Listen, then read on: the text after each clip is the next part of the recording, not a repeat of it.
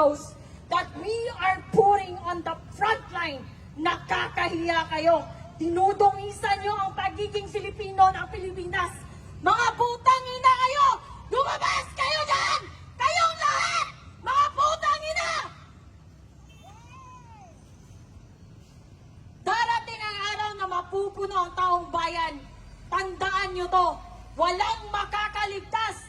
Kahit yung mga pamilya nyo na abroad ng abroad, nagpapakasasa sa pera ng taong bayan.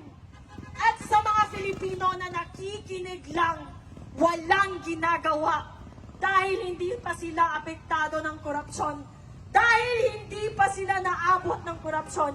Ito ang sinasabi ko sa inyo. Kapag wala tayong ginawa ngayon, mas mabuti na lang na wala tayong gawin until forever. I do not care.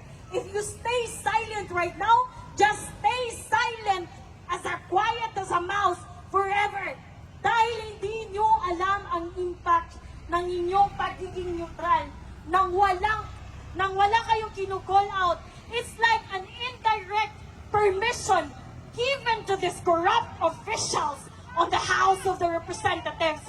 Parang sinasabi nyo sa kanina na okay lang na nakawan nila tayo, na okay lang na mag-planter sila sa utang inang pera ng taong bayan. Ito ang isipin nyo. Ilan ba ang total population ng Pilipinas? We're more than 100 million. Let's just do a traditional calculation. Ipagpalagay natin, merong 1 million working class earning minimum wage of 500. Let's just say it's 500. Do you really think that 500 pesos that a minimum wage earner is earning for that day may matitira? Wala.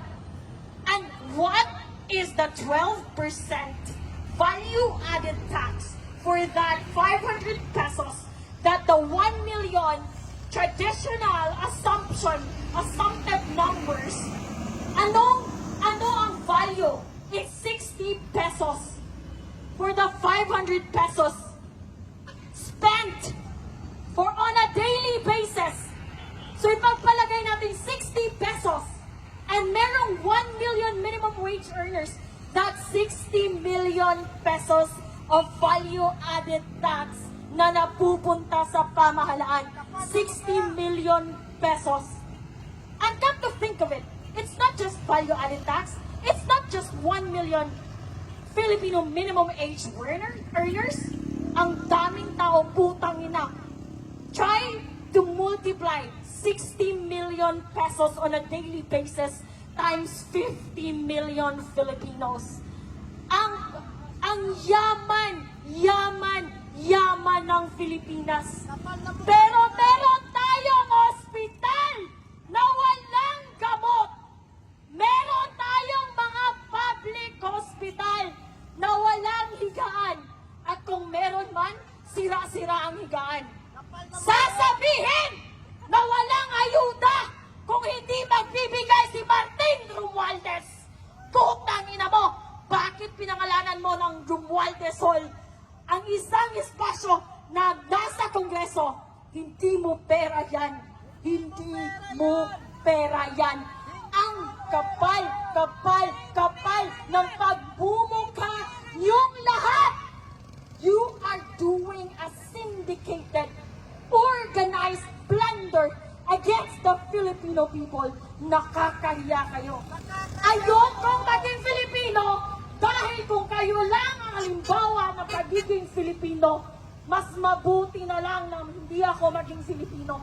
Nakakahiya kayo. Habang ang mga tao, ang mga ordinaryong tao ay nagtitiis, pumipila sa mga barangay health center na walang gamot. Kahit paracetamol, sasabihin ni Kapitan, walang budget. Walang budget kasi ninanakaw. Binibili ng private jet ni Martin Romualdez. Binibili ng Hermes ni Clodenco.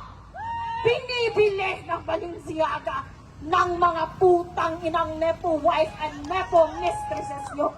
Mga putang ina nyo. ang hirap, hirap, hirap, hirap magtrabaho. Kaming mga, it's not an excuse, it's not even a valid reason to say that ang Pilipinas is mahirap. Mahirap ang Pilipinas dahil lazy ang mga people. That's not true. Take a look around. Kahit yung mga tao doing a manual labor, kahit yung mga drivers, kahit yung mga jeepney drivers, kahit yung mga nagbibenta sa bangketa, they double time to earn a few hundred pesos, to pay taxes, to contribute sa mga lavish lifestyle ng mga putang inang nasa Kongreso. Sa mga Pilipino, I urge you, sa mga dumadaan dito, magsalita kayo, makisali kayo, makilaho kayo, walang pilawan dito, walang kakamping, walang Duterte supporters. We do not need you to be anything. We just need you to be a Filipino, standing for accountability, standing for responsibility of securing our future. Kasi kapag wala tayong gagawin ngayon, wala nang bukas ang Pilipinas dahil ninanakaw nila. Walang bukas ang Pilipinas para sa atin, para sa mga anak nyo, at para sa mga anak na anak nyo. Can you imagine? We're still paying the interest of utang coming from Marcos Sr. And here we are right now. We're gonna pay again for the fucking debt of the Philippines because of their fucking blunderers in the House of the Representatives, in the Senate, and on the executive branch, Mr. Marcos. Ang kapal-kapal na mukha nyo, ang daming Filipino. Sasabihin ng mga Nepo babies nyo na wala kami ambag sa taxes. We are taxed heavily. Can you imagine sa Southeast Asia, ang Pilipinas ang isa sa pinakamalaking merong value-added tax. I'm gonna tell you a story of how I got here. Yesterday, I was from Cebu. I booked a ticket to go. It's 2,100 pesos and few centavos or something. I got taxed. It's 340 pesos. I ride an Angkas going to the Pier 4 in Cebu City. I got taxed again. I bought soft drinks. I bought bottled water. I bought Wi-Fi subscriptions sa barko. I got taxed again. Putang inang value-added tax. Ang dami. Just try to imagine if a single Filipino is paying at least 200 pesos of value-added tax on a daily basis. 200. Multiply it by 100 million. Ang yaman ng Pilipinas. Pero wala tayong pera! Dahil magkakapal ang mukha nyo dyan sa Kongreso! Lumabas kayo! Mga putang ina nyo! Mga magkakapal ang mukha! I do not understand. I cannot wrap my head around the fact paano nyo naiisip, paano nyo hindi naiisip kung gaano kayo ka-immoral, kung gaano kayo ka-demonyo. Nagpapakasasa kayo sa perang hindi inyo. Tumakbo kayo para maglingkod. Just reminding you, sir and ma'am, tumakbo kayo para maglingkod, hindi para magpaglingkuran. And don't start with us honoring, telling you, addressing you as honorable. Kasi between you and the taong bayan, you are the least organization with honors. With honors, you don't have any, zero. You don't have in any honors, wala kayong mga moral, wala kayong mga immoral kayo, mga makakapal. I am so frustrated, I am so angry beyond angry. Nakakaputang ina kayong lahat dyan sa House of Representatives. Mga mamatay na sana kayong lahat, tamaan kayo ng kidlat. Super ang pangbababoy at panggago nyo sa mga Pilipino. You're treating us like an idiot. Like you don't have access to information. You're treating us as someone as imbecile. Dahil nga namin sumugod ngayon at sunugin ang mga kaluluwa nyo dahil napilong kayo sa impyerno, mga putang ina nyo. Tingnan nyo. Eto, mga drivers, mga minimum wage earners, sila ang nagpapakain sa'yo. Nagpapakain ka kami ang nagpa-fund ng lifestyle nyo. Mga putang ina. Ano ginagawa nyo dyan sa Senate? Ano ginagawa nyo dyan sa Congress? Are you just doing log in and log out and that's it? No! We demand that you work. You work diligently, you work morally, and you work hard for the Filipino people, for you to earn our trust, because you just don't deserve our trust and respect. I don't think so it's gonna happen anytime today. Mga makakapal ang mukha nyo. At sa mga kababayan nating police and armed forces of the Philippines, sir, with all due respect, I know naiipit kayo. Naiipit kayo kasi ang chief of command nyo nakakabutang ina. But then you're bound by your service, and you're bound by your contract, and you're bound by your employment. But please, this is beyond insane. This is beyond insane, mga putang ina! This is beyond insane! Ang kakapal na mukha nyo, lumabas kayong lahat. Yung mga sasakyan nyo, hindi nyo sasakyan yan. Sasakyan namin yan. Dahil kami ang nagbabayad ng mga sasakyan nyo. Ilang sasakyan ang gusto nyo? Mga putang ina nyo. Ilang bahay sa Forbes Park ang gusto nyo? Napakahirap namin dahil ninanakaw nyo ang pera na para sa amin. We're not asking for private jets. We're not asking for Balenciaga just like your wife and mistresses. We're not asking for Chanel. We're not asking for travel abroad in Europe, in Edinburgh, in Scotland, in Italy, in Paris. We don't want that. Just want the basic services. Working hospitals with medicines and with working medical professionals. Paid by Filipino taxes. Yun lang, bare minimum lang. Basic standard, hindi nyo maibigay? What kind of employees are you? Bumaba kayo dyan. Isara mo nyo yung Kongreso! Wala na mga ambag yan sa mga Filipino. Walang ambag. Zero contribution. Pinapalamon lang namin kayo. Makakapal ang mukha nyo. Sino sasakyan yan? Pinapalamon namin kayo. Wala kayong ambag, wala kayong ginagawa. Hindi kayo nagtatrabaho. Nagnanakaw lang kayo. Araw-araw. Yun lang. Yun lang ang ninanakaw nyo. Sino yan ang lumabas sa Kongreso? Yan ba ang aming honorable magnanakaw? Putang ina mo! Pinapalamunin ka! Kung merong batugan at palamunin, hindi yun ang mga standby. Ang palamunin at batugan ay nasa Kongreso. Mga putang ina, kakapal ng mukha. Magmi-meeting kayo sa Malacanang, mag-order kayo ng buffet, ng steak, ng caviar, and for what expense? From our hard-earned taxes. Ikaw, sir, you're working hard.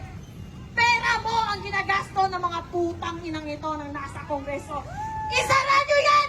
Isara nyo ang Kongreso! Walang ambag dyan sa Pilipino! Putang ina! Harapin nyo kami dito! Harapin nyo, mga coward kayo, mga coward, mga walang bayad. Mga walang bayad. Nagtatago kayo sa inyong mga security. Nagtatago kayo sa House of Congress. That is our hard-earned. That building, we paid for that. Those cars, we paid for that.